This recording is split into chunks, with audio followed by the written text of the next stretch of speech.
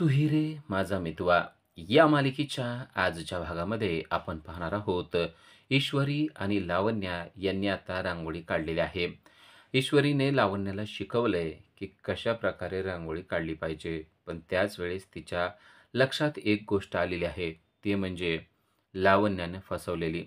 लावण्याने आयती साडी घातलेली आहे, रेडीमेड साडी नेसलेली आहे आणि सांगताना मात्र तिनं सांगितलंय की मी साडी स्वतः नेसलेली आहे. ही गोष्ट ईश्वरीच्या चांगलीच लक्षात आलेली आहे. ईश्वरी तिला बोलतेय, "तुम्हाला असं वाटत असेल की तुम्ही केलेलं कोणाच्या लक्षात आलेलं नाहीये, पण हे लक्षात येतं. आता हे माझं काही काम नाहीये तुम्हाला सांगणं, तरी देखील सांगते की आजीला फसवणं बंद करा. तुम्ही फॅशन इंडस्ट्रीमध्ये काम करतात. तुमच्यासाठी अशी साडी मिळवणं आणि नेसणं काही अवघड नाहीये. पण आजींना तुमच्यावर खूप विश्वास आहे. त्यामुळं तुम्ही त्यांना फसवणं बंद करा. अशी फसवणूक करणं चांगलं नाहीये. नात्यांमध्ये तर अशी फसवणूक अजिबात करू नये, असं ईश्वरी तिला समजावून सांगतेय. पण या गोष्टीचा चांगला अर्थ घेईल ती लावण्या कसली. लावण्याला मात्र ईश्वरीचं हे बोलणं अजिबात पटलेलं नाहीये. तिला असं वाटतंय की ईश्वरी आपल्याला मुद्दाम आगाऊ शहाणपणा शिकवते. पण ईश्वरीचं सांगणं अगदी करेक्ट असतं. ईश्वरीला एवढंच म्हणायचं असतं की आत्ता आजी तुमच्यावर खूप विश्वास ठेवतायत आणि त्या विश्वासाला तडा तुम्ही जाऊ द्यायला नाही पाहिजे. जर का आत्ताच तुम्ही त्यांच्याशी चुकीचं वागला, तर कदाचित भविष्यात तुमचं कसलंच इम्प्रेशन त्यांच्यावर पडणार नाही, असं म्हणून ईश्वरी तिथून निघून गेलेली असते. पण ईश्वरीच्या बोलण्याचा कसलाच पॉझिटिव्ह अर्थ लावण्यानं घेतलेला नसतो. हिला काय करायचंय? माझ्या मध्ये-मध्ये बोलण्याची काय गरज आहे? असा चुकीचा अर्थ मात्र लावण्याने अगोदर घेतलेला असतो. इकडे बागेत अविनाश आणि अंजली गप्पा मारत आहेत. खरं तर त्यांना वाईट वाटतंय ते लावण्या घरामध्ये आल्याचं आणि आता लावण्या एक-एक गोष्ट शिकतेय आणि त्यामुळं ती आजीच्या अजूनच जास्त जवळ येतेय. पण खरं या सगळ्या क्वालिटी तर ईश्वरीमध्ये आहेत. पण केवळ आणि केवळ पत्रिका जुळाली नाही यामुळं आता ईश्वरी बाजूला पडली आहे. या गोष्टीचं वाईट या दोघांनाही वाटतंय. ही पत्रिका जुळायला पाहिजे होती. कारण त्यामुळं आजी काही कन्व्हिन्स होत नाही, असं त्यांचं बोलणं चाललेलं आहे. अविनाश म्हणतोय, "हे बघ, असं जरी असलं तरी आपण आपले प्रयत्न अजिबात सोडायचे नाहीयेत. आपण असंच पाहायचंय की अर्णव आणि ईश्वरी एकमेकाच्या जवळ कसे येतील." तेव्हा अंजली म्हणते, "मला देखील असंच वाटतंय, पण ते दोघं जवळ आले तरी पत्रिका मात्र घोळ घालणार आहे." अविनाश मात्र पॉझिटिव्हली सांगतोय, "पत्रिकेने काय घोळ घालायचा आहे तो घालून ठेवलाय. पण याचा अर्थ त्या दोघांनी एकत्र नाही यायला पाहिजे असं थोडंच आहे. आपण आपले प्रयत्न चालूच ठेवायचे. त्या दोघांना एकत्र आणायचंच." असं तो बोलत असतो आणि हे सगळं बोलणं वल्लरीने ऐकलेलं आहे. वल्लरीला समजलंय की या दोघांचा प्लॅन चालू आहे ईश्वरी आणि अर्णव यांना एकत्र आणण्याचा. आणि त्याच वेळेस वल्लरी त्यांना हाक मारून बोलते आणि म्हणते, "तुम्हाला असं वाटतंय का की तुम्ही जे करताय ते योग्य करताय? एकतर तुम्ही नियतीच्या विरोधात करताय आणि आजीच्या देखील विरोधातच करत आहात. आता आजींना लावण्य आणि अर्णव यांचं नातं मान्य आहे. ईश्वरीचा पत्ता आता कट झालाय. ईश्वरीचा विषय आता संपलेला आहे. ही गोष्ट तुमच्या का लक्षात येत नाही? तरी देखील तुम्ही तेच करताय. तुम्हाला माहिती नाहीये का पत्रिका कोणाची जुळली आहे? पत्रिका लावण्या आणि अर्णव यांची जुळलेली आहे. म्हणजेच देवाच्याच मनात ही जोडी आहे. जर देवाने हे सगळं घडवून आणलं असेल, तर आता तुम्ही देवाच्या विरोधात जाणार आहे का? असं म्हणून त्यांना वल्लरी असं दाखवण्याचा प्रयत्न करते, की तुम्ही जे काय करताय ते चुकीचं आहे आणि लावण्य आणि अर्णव यांची जोडी ईश्वरानंच तयार केलेली आहे. पण अविनाशला मात्र हे काही मान्य नाही. अविनाश म्हणतो, "प्रत्येक ठिकाणी आपलं नाक मध्ये घालायची गरज आहेच का? चोंबडेपणा मध्ये-मध्ये करायचा गरज आहे का?" असं म्हणून तो वल्लरीला अगदी अपमान करतोय. वल्लरी म्हणते, "मला असलं बोलायची काही गरज नाही. मी तुम्हाला सांगितलंय ना, की देवाची इच्छा आहे आणि देवाच्या इच्छेच्या विरोधात तुम्ही जायची गरज नाही. देवच म्हणतोय, की आता लावण्य आणि अर्णव यांचं लग्न व्हायला पाहिजे आणि तुमचं काय चाललंय इथं मध्ये-मध्ये?" अविनाश म्हणतो, "आम्हाला जे करू वाटेल ते आम्ही करू. तू सुद्धा आमच्यामध्ये बोलण्याची गरज नाही. आम्हाला वाटतं की अर्णव आणि ईश्वरी जवळ यायला पाहिजेत. मग आम्हाला जे वाटतंय ते आम्ही करणार." तेव्हा वल्लरी हसते आणि म्हणते, "हे फक्त तुम्हाला दोघांनाच वाटतंय. नियतीच्या मनामध्ये जे काही चाललंय ना, ते नियतीने अगदी व्यवस्थितपणे लिहून ठेवलेलं आहे आणि त्याला तुम्ही अजिबात टाळू शकणार नाही. आता नियतीचा कौल आजीने मान्य केलेला आहे. तुम्हाला करायचा असेल तर करा, अन्यथा करू नका. त्याने फरक काय पडतो?" तेव्हा अविनाश म्हणतो, "आम्हाला पण जे काय मान्य करायचंय ते आम्ही मान्य करू. आमच्या मान्य करण्याने तुला काही फरक पडत नाहीये ना?" तर तू शांत बस. आम्हाला तुझं काहीच ऐकायची इच्छा नाही." आणि तो अंजलीला म्हणू लागतो, की "काही जरी झालं तरी आपण आपलं मिशन चालू ठेवायचंय.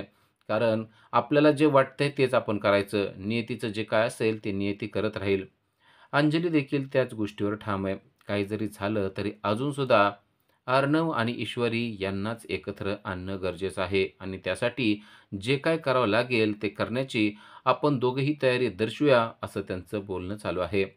इकडे आजी बसलेल्या आहेत आणि आजींच्या समोर ईश्वरी बसली आहे आणि ती व्रतवैकल्याचं एक पुस्तक आहे ते वाचून दाखवते. त्यातली कथा ती सांगत आहे. कशाप्रकारे व्रत केलं जातं आणि कशाप्रकारे ते पूर्ण केलं जातं.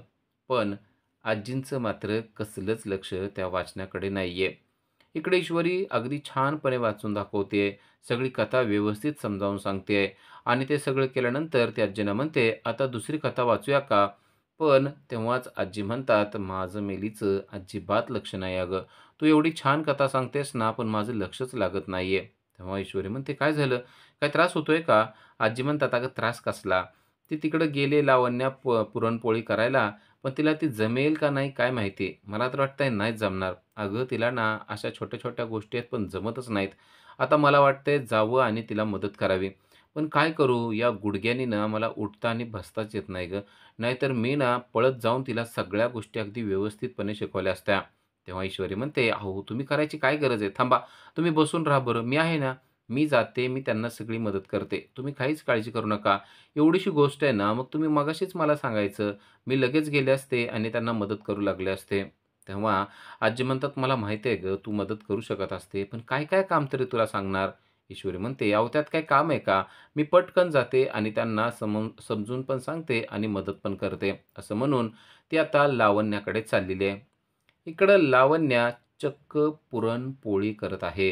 ज्या लावण्याला साधी पोळी लाटता येत नाहीये, तिनं आता पुरणपोळी करण्याचा घाट घातलेला आहे. पुरण न भरलेली पुरणपोळी चक्क आता ती करत आहे.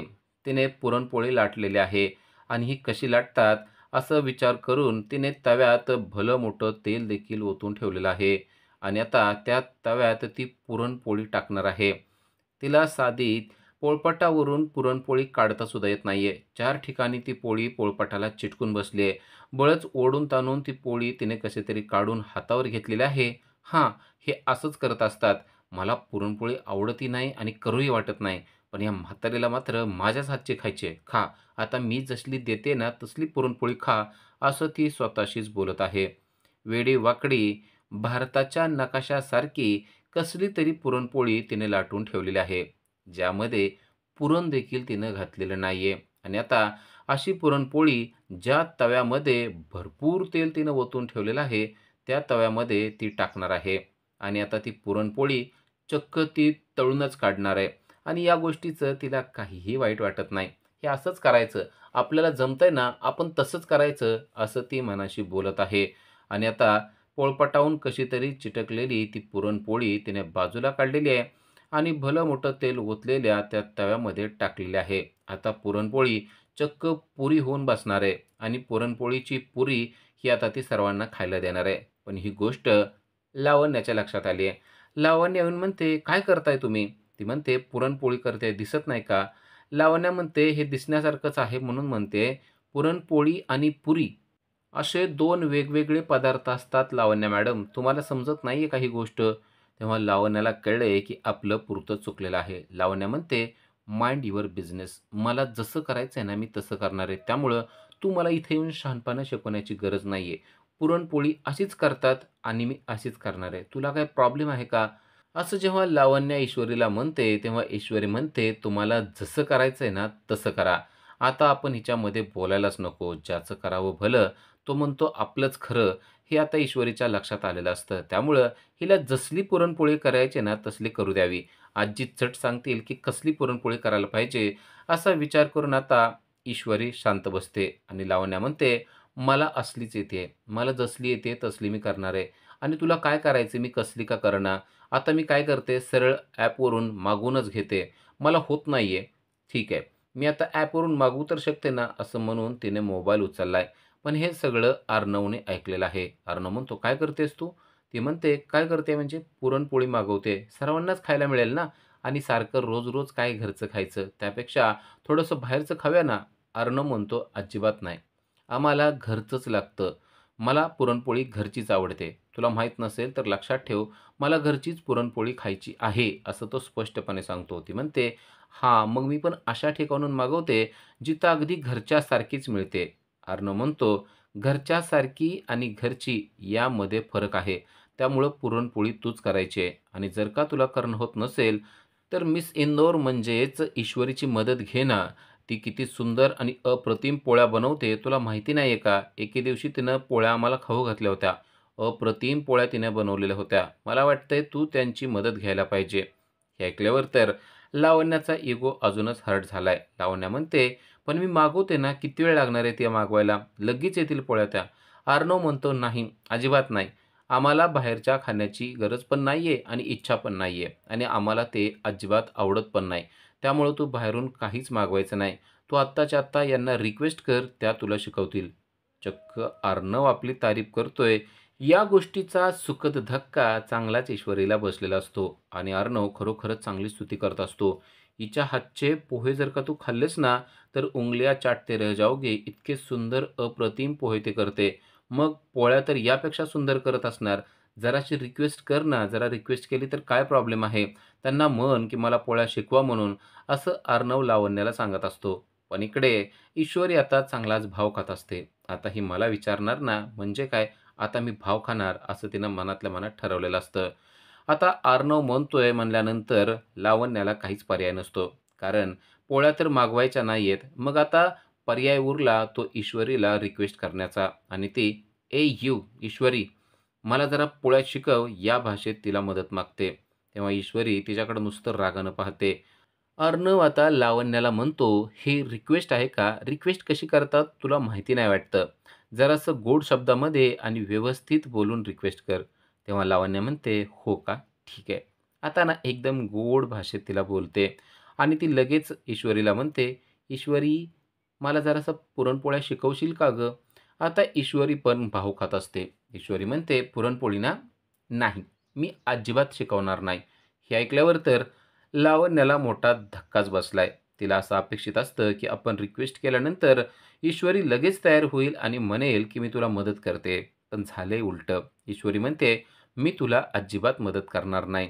तेव्हा अर्णव देखील हसायला लागतो आणि म्हणतो, "आता हा तिचा प्रश्न आहे. तिला मदत करायची नसेल, तर मी काय करू शकत नाही."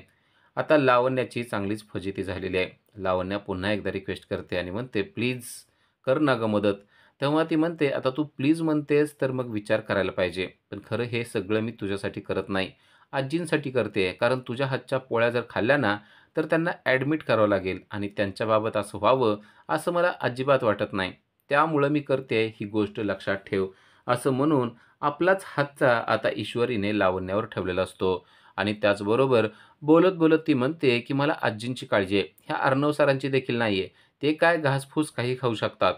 घासपूस खाऊ शकतो, हा शब्द मात्र त्याला अजिबात पटत नाही. तो म्हणतो, "काय घासपूस? मी काय घासपूस खातो का?" ती म्हणते, "हो मग, तुम्हाला तसली उकडलेले वगैरे प्रोटीन शेक असलंच लागतं ना. तुम्हाला कुठं पुरणपोळी वगैरे चालतं. तुम्ही तर डाएटवाली माणसं आहेत. त्यामुळे तुम्ही काय असलं खाणार नाही." अर्णव म्हणतो, "उगाच मला काय बोलायची गरज नाहीये आणि मला कशाला मध्ये घेतलंयस तू? तुला तिला शिकवायचं तर शिकव, नसेल शिकवायचं तर नको शिकवू. पण मला घासपूस खाणारा आणि डाएट करणारा म्हणण्याची काय गरज आहे?" आता लावण्या राहते बाजूला. ईश्वरी आणि अर्णव यांचीच भांडणं जुंपलेली आहेत. अर्णवला त्या गोष्टीचा राग आलाय. अर्णव म्हणतोय, "तू मला असं म्हणलीच कशामुळं ते सांग? घासफूस खाणारा आणि प्रोटीन शेक पिणारा असं म्हणण्याची तुला काय गरज आहे?" ईश्वरी म्हणते, "मग तुम्ही म्हणा ना मी खोटं बोलते. खात नाही तुम्ही घासफूस, पीत नाही तुम्ही प्रोटीन शेक." तो म्हणतो, "मी काही करत असेल, तुला हे सगळं सांगण्याची काय गरज आहे? तुला सांगितलंय फक्त काय, हिला पुरणपोळी शिकव. तेवढी शिकव ना. बाकी बडबड करायची काय गरज आहे?" ईश्वरी म्हणते, "मला जे वाटलं ते मी बोललेले आणि आता तुम्ही इथं थांबू नका. मला त्यांना शिकवायचंय ना, तुम्ही इथून जा." असं ती अर्णवला सांगत असते. इकडे अंजलीला राकेशचा फोन आलेला आहे आणि ती राकेशला म्हणते, "तुम्ही आत्ताच्या आत्ता घरी यायला पाहिजे." राकेशला खरं तर इंदोरी जिलेबी म्हणजेच ईश्वरीला भेटायचं आहे. पण आता या बावळटबाईचा फोन आलाय, तर तिच्याकडे जाणं गरजेचं आहे, असा मनात त्याने विचार केलेला आहे आणि तो सांगतोय, "राणी सरकार." म्हणजेच तो अंजलीला बोलतोय आणि म्हणतोय, की "राणी सरकार, मी तुमच्याकडेच येत आहे." जेव्हा हे अंजलीला समजतं की राकेश येणार आहे, तेव्हा तिला तर खूपच आनंद झालेला आहे. ती म्हणते, "मी तुमची वाटच पाहत होते. लवकरात लवकर तुम्ही घरी या." राकेश म्हणतो, "हो, लवकरात लवकर म्हणजे आता पळत-पळतच तुमच्याकडे येणार आहे. तुम्ही फक्त वाट बघू नका. आलोयच असं समजा." असं म्हणून त्याने आता घरी जाण्याचा निर्णय घेतलेला आहे. लगेच ही गोष्ट तिने अर्णवला सांगितली आहे. अर्णवला ती म्हणते, आज राजेश येणार आहेत. किती दिवस झालं ते बाहेरच होते. नुसतं बाहेरचं खातायत. कोल्हापूरला होते ना, त्यामुळं तिथंच त्यांनी मेसमध्ये जेवत होते. आता घरी येणार आहेत ना, तर त्यांच्यासाठी एकदम छान बेत करावा असं मी म्हणते आणि आता मीच स्वतः जाऊन काहीतरी त्यांच्यासाठी बनवते, असं ती म्हणत असते. राजेश आत्तापर्यंत कोल्हापूरला होता ही गोष्ट अविनाशने ऐकलेली आहे. अविनाशला तर माहिती आहे, की तो कोल्हापूरला नव्हता. तो इंदोरला होता. कारण अविनाश जेव्हा गणपतीचा नवस फेडण्यासाठी गेलेला होता, तेव्हाच त्याने त्याला पाहिलेलं होतं. आत्ता तो अंजलीला काहीच बोलत नाही. अर्णव देखील म्हणतो, "बरं झालं जिजू येत आहेत. किती दिवस झालं त्यांच्याबरोबर गप्पा मारलेल्या नाहीयेत. आज त्यांच्याशी निवांत गप्पा मारतो." आता अंजली किचनमध्ये गेलेली असते. अविनाशला मात्र ते खटकलेलं आहे. अविनाश अर्णवला सांगतोय, "मला असं वाटतंय की राजेश आपल्याशी खोटं बोलतोय." तेव्हा अर्णव म्हणतो, "असं का बोलतोयस मामा?" तो म्हणतो, "हो, कारण मी त्याला इंदोरमध्ये पाहिलेलं आहे. आत्ता मी गेलो होतो ना, तेव्हा मी स्वतः त्यांना पाहिलेलं आहे." असं म्हणल्यानंतर अर्णव म्हणतो, "अरे, तू दुसऱ्या कोणाला तरी पाहिलं असेल. असं कसं काय तू बोलू शकतो डायरेक्ट?" अविनाश म्हणतो, नाही रे, मला असं काय वाटत नाही. कारण मी जेव्हा गेलेलो होतो ना, गाडीत बसलो होतो, तेव्हा गाडीच्या आरशातून मी त्यांना पाहिलेलं होतं आणि माझी खात्री आहे की ते राजेशच होते." हे ऐकल्यावर अर्णवला मोठा धक्का बसलेला आहे. याचा अर्थ राजेश हा अंजलीची फसवणूक करतोय असं त्याला वाटत आहे. कारण अविनाशने तर त्याला गाडीच्या काचेतून पाहिलेलं होतं, आरशातून पाहिलेलं होतं आणि तो राजेशच होता या गोष्टीवर अविनाश ठाम आहे. अविनाश अगदी स्पष्टपणे आणि ठामपणे सांगतोय, "नाही, नाही, मी राजेशलाच बघितलेलं आहे. दुसरी कोणती व्यक्ती असती तर लगेच समजलं असतं. मी त्यांना फोन पण लावला होता, पण माझा फोन त्यांनी उचलला नाही, त्यामुळं मला गोष्ट कन्फर्म करता आली नाही." हे ऐकल्यावर खरं तर अर्णवला राग पण आलेला आहे. राजेश असं कसं काय करू शकतो? आणि तो अविनाशला म्हणतो, "असं असेल तर त्यांना या गोष्टी क्लिअर विचारणं गरजेचं आहे. उगाच मनामध्ये संभ्रम नको. नक्की ते कुठं होते, कोल्हापूरला की इंदोरला, हे आता मीच त्यांना विचारतो." इकडे पुरणपोळ्या वगैरे सगळं काही झालेलं आहे आणि आजी लावण्याला शिकवत आहेत की पान कसं वाढायचं असतं. पानामध्ये गोड पदार्थ कुठे ठेवायचे असतात, तिखट पदार्थ कुठे ठेवायचे असतात, चटण्या कुठे ठेवायच्या असतात, भात कसा वाढायचा असतो, हे सगळं काही ते तिला समजावून सांगत आहेत आणि ती देखील मनात नसलं तरी अगदी व्यवस्थित समजून घेत आहे. खरं तर तिला ते पाहण्याची देखील इच्छा होत नाही. पण आता नाईलाज आहे. यांना कशाला काय बोलायचंय आणि कशाला दुखवायचंय असा विचार करून ती सगळं ऐकते. हे सगळं ईश्वरी मात्र अगदी व्यवस्थितपणे पाहते, ऑब्झर्व्ह करते आणि सांगते की काही गोष्टी आजी मला तुमच्याकडून शिकायला मिळत आहेत. पण त्या त्यांना शिकवायच्यात लावण्याला. लावण्याच्या मात्र गळी काहीच उतरत नाहीये. तेवढ्यात अंजली आलेली असते आणि म्हणते की आता राजेशची लगेच यायला लागलेले आहेत. त्यांच्यासाठी देखील पान वाढून ठेवलं पाहिजे. राजेश जिजू येणार आहेत ही गोष्ट आता ईश्वरीला समजलेली असते. ईश्वरी म्हणते, "किती दिवस झालं मला त्यांना भेटायचं होतं. बरं झालं आज योगायोगाला त्यांना आज मी भेटणार आहे. आता त्यांच्यासाठी देखील पान वाढून ठेवते." असं म्हणून राजेशसाठी देखील छानसं पान वाढून ठेवलेलं आहे आणि तेवढ्यात राजेशचाच फोन आलेला आहे. राजेश म्हणतोय, "मी आता दारातच आहे. यायलाच लागलोय." म्हणल्यानंतर अंजली खुश होते आणि दार वाजतं. दार वाजल्याबरोबर पळत-पळत ईश्वरी चाललेली आहे. "आज मी राजेश जिजूंना भेटणार. बरं झालं ते कित्येक दिवसानंतर आलेले आहेत ना, आज छान बेत देखील केलेला आहे. सगळे मिळून जेऊया." असा विचार करून ती आता दरवाजा उघडण्यासाठी जात आहे. दरवाजा वाजत असतो आणि बाहेर राकेश उभा आहे. राकेशला माहीत नाहीये की आतमध्ये ईश्वरी आहे. पण तेवढ्यात ईश्वरी हाक मारते आणि म्हणते, "थांबा, वाजवू नका, मी यायला लागलेली आहे." जेव्हा त्याला ईश्वरीचा आवाज ऐकू येतो, तेव्हा मात्र तो अवाक झालेला आहे. कारण आतमध्ये ईश्वरी आहे ही गोष्ट आता त्याला समजलेली आहे आणि ईश्वरीनं दरवाजा उघडला की आपला भांडेफोड होणार. तिला समजणार की राकेश आणि राजेश हे एकच आहेत आणि तो अंजलीचा नवरा आहे ही गोष्ट आता तिच्या समोर येणार आणि मग त्याचं स्वप्न अपूर्ण राहणार. उद्याच्या भागामध्ये आपल्याला पाहायला मिळतं की इकडे वल्लरी आणि लावण्या यांनी प्लॅन केलेला आहे. त्यांना काहीही करून ईश्वरीला घराच्या बाहेर हाकलायचंय आणि त्यासाठी त्यांचा प्लॅन चालू आहे. वल्लरी म्हणते, की अर्णवच्या आईचा फोटो जो आहे ना, तो अर्णवला खूप प्रिय आहे आणि आता आपल्याला त्याच फोटोबरोबर खेळायचं आहे. आपण त्या फोटोचा असा खेळ करायचा, की अर्णव ईश्वरीला घराच्या बाहेर हाकलून देईल आणि लावण्याने त्या प्लॅनला मदत केलेली आहे. जेव्हा ईश्वरी फोटोला हार घालत असते, तेव्हा त्या फोटोला जी फुलं असतात, ती फुलं तिनं जाळावर धरलेली असतात. ईश्वरीला ते माहीत नसतं आणि लावण्या तिथून निघून गेलेली असते. ईश्वरी फोटोचा हार नीट करत असते आणि त्या हाराने पेट घेतलेला आहे. तो हार पेटतोय ही गोष्ट ईश्वरीला माहितीच नसते. हार तर पेटतोच, त्याबरोबर फोटो देखील पेटतो. ईश्वरीला तर मोठा धक्काच बसलेला आहे, कारण एका क्षणात फोटोनं पेट घेतलेले आहे आणि आता अतिशय मौल्यवान आणि महत्त्वाचा तो फोटो पेटलेला आहे. हे सगळं पाहून आजीने तर डोक्याला हातच लावलाय. कारण हे सगळं जर आता अर्णवला समजलं, तर खूपच वाईट होणार आहे. फोटो अक्षरशः जळून बेचिराख झालेला आहे. आपल्या हातून असं काय झालं, हे अजून ईश्वरीला समजत नाहीये.